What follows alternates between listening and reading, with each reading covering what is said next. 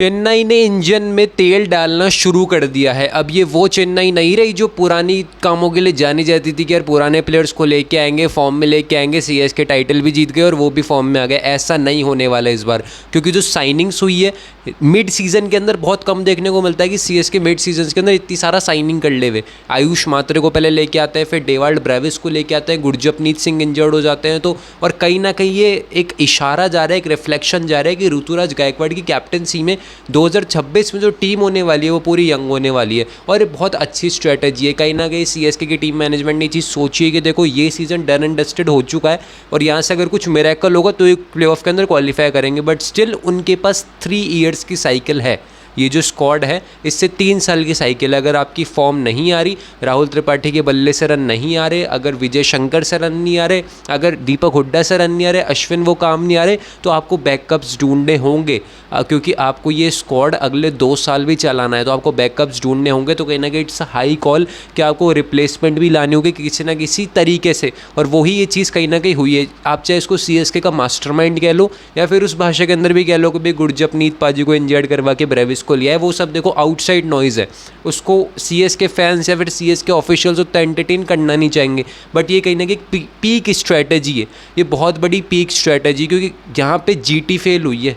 Gujarat Titans ने जब Glenn Phillips injured हुए थे तो जीटी ने रिप्लेसमेंट उनका साइन करा दसुन शना का, जो उनके साथ पिछले सीजन भी थे कहीं ना कहीं, तो उन्होंने कहीं ना कहीं ट्रिक मिस कर दी डेवाल्ड ब्रेविस को लेने की।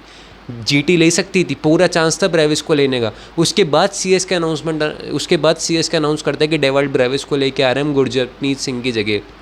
तो कहीं ना कहीं CSK top 4 is ready in 2026 और 2026 के लिए मैं कह सकता हूँ कि टॉप 4 पूरा फिक्स्ड है। अगर यहाँ से एक आउटसाइड सिनेरियो बन के नहीं आता, क्योंकि देखो मैं 2026 की अभी से प्लानिंग इसलिए आपको बता रहा हूँ क्योंकि सीएसके के सारे बॉक्स टिक हो चुके हैं। अब उनको एक चीज़ चाहिए, एक उनको ओवरसीज़ प्लेयर चाहिए जो कहीं ना कहीं सीएसके की निगाहों में होगा, वो एक कैमरन ग्रीन, एक बढ़िया ऑलराउंडर, एक ओपनर भी है, मिडिल ऑर्डर बैटर भी है, और शेन वॉटसन की जो कमी है ना, जो 3 साल के लिए वॉटसन ने एज एन ओपन करके जो मतलब सबको जान झोंक दी थी, खून झोंक दिया था सीएसके के लिए, वो कहीं ना कहीं कैमरन ग्रीन पूरा कर सकता है। अगर वो आ जाते हैं तो बजट होगा, आराम से होगा, 20-25 करोड़ आप जा सकते हो ऑक्शन के अंदर लेके। अगर आप राहुल त्रिपाठी, अश्विन, ओवरटन को, इन सबको रिलीज़ करते हो तो 4-5 प्लेयर्स को, तो आराम से कैमरन ग्रीन आ जाएंगे एंड देन आप फिर अपना थोड़ा बेंच स्ट्रेंथ स्ट्रॉन्ग कर सकते हो। कहीं ना कहीं पॉसिबिलिटी है, बट अगर वो नहीं आते तो भी कोई वरीज के साइन नहीं। टॉप 4 आपका फिक्स्ड है यार।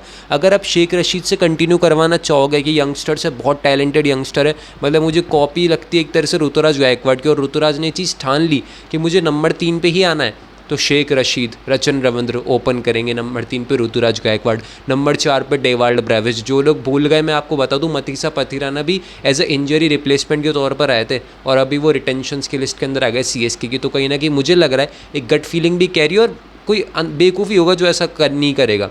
तो कहीं ना कहीं डेवाल्ड ब्रेविस सीएसके की तरफ से रिटेन होंगे, नंबर 4 पे खेलेंगे, 5वें आ जाएंगे दुबे, और 6ठे नंबर पे जडेजा, 7वें पे आपको एक फिनिशर चाहिए स्टिल, या तो वो इंडियन फिनिशर हो, विजय शंकर को रखना चाहो तो उनको रखो, वंश बेदी को ट्राई कर सकते हो, मतलब 7वें पे आपको एक चाहिए इंडियन बैटर अगर धोनी रिटायरमेंट ले लेते हैं तो। एंड देन 8, 9, 10, 11 आपके फिक्स्ड हो जाएंगे। 8 पे आप नूर अहमद को रख लो, 9th पे खलील अहमद है, 10वें पे आपके मतीसा पथिराना है, 11वें नंबर पे अंशुल कंबोज है, या जिसको भी आप रखना चाहो उनको रख सकते हो। इंडियन कोर के अंदर कुछ प्लेयर आप ऑक्शन के अंदर भी लोगे, बट ये एक वेल सेटल्ड कोर है टॉप 4 का। टॉप 5 आप कह सकते हो, दुबे भी तो है इसके अंदर, टॉप 5 का वेल सेटल्ड कोर है, और इसको कहीं ना कहीं सीएसके चाहेगा नहीं कि इसको बर्बाद करे, इसको बिल्कुल सजो के रखना चाहेंगे। और आयुष मात्रे को भी तो लिया है यार, आयुष मात्र 17 साल के बच्चों को भी लिया है। अक्सर ये नॉन सीएसके लग रही है मुझे, अन सीएसके थिंग सही है, क्योंकि सीएसके कभी ऐसी चीज़ें नहीं करती, बट कहीं ना कहीं मुझे लग रहा है कि ऋतुराज का इन्फ्लुएंस है कि यार उनको टीम बनानी है। अब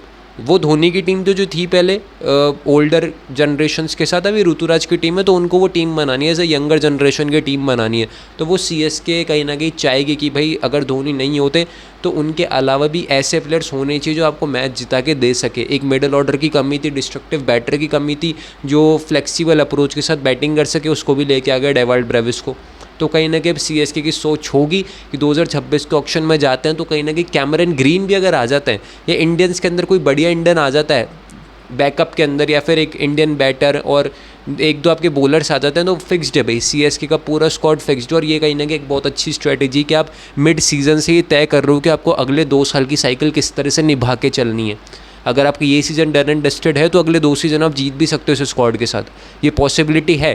क्योंकि सीएसके का बॉलिंग के अंदर कोई कमी थी नहीं, इस साल बॉलिंग बहुत अच्छी है, फील्डिंग एक बढ़िया, एक फील्डिंग के कहीं ना कहीं एक वरी साइन है, वो हो सकते हैं धीरे धीरे रिकवर हो सकते हैं प्रैक्टिस से। दूसरा middle order and top order था, तो वो कहीं ना कहीं कमी खलेगी, वो कहीं ना कहीं कमी पूरी होगी डेवल्ड ब्रेविस के आने से। शेख रशीद को जिस तरह से इंक्लूड करा गया है प्लेइंग 11 के अंदर, आयुष मात्रे हैं, कॉनवे की फॉर्म कभी ना कभी तो रीगेन होगी, रचन रविंद्र की भी होगी, वो इन्वायरमेंट अच्छा होगा, तो वो होगी चीज़ें, अगले साल होगी। बट इस बार सीएसके ने बहुत अच्छी टैक्टिक्स अपनाई कि इस सीज़न मिड सीजन ट्रांसफर के रूप में आप रिप्लेसमेंट लेके आयो, डेवल्ड ब्रेविस को, आयुष मात्रे को लेके आयो, तो आपने कहीं ना कहीं आगे के 2 साल सिक्योर कर ली। और इसलिए मैं कह सकता हूँ कि one of the dangerous side लग रही है मुझे सीएसके की 2026 के अंदर।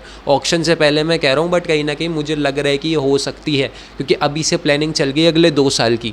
आपका क्या ओपिनियन है मुझे कमेंट करके ज़रूर से बताना। कौन से प्लेयर को आप चाहते हो सीएसके की जर्सी में देखना 2026 के ऑक्शन के अंदर, 2026 के आईपीएल के अंदर, वो आप मुझे कमेंट करके ज़रूर से बताना। बहुत बहुत शुक्रिया वीडियो को देखने के लिए।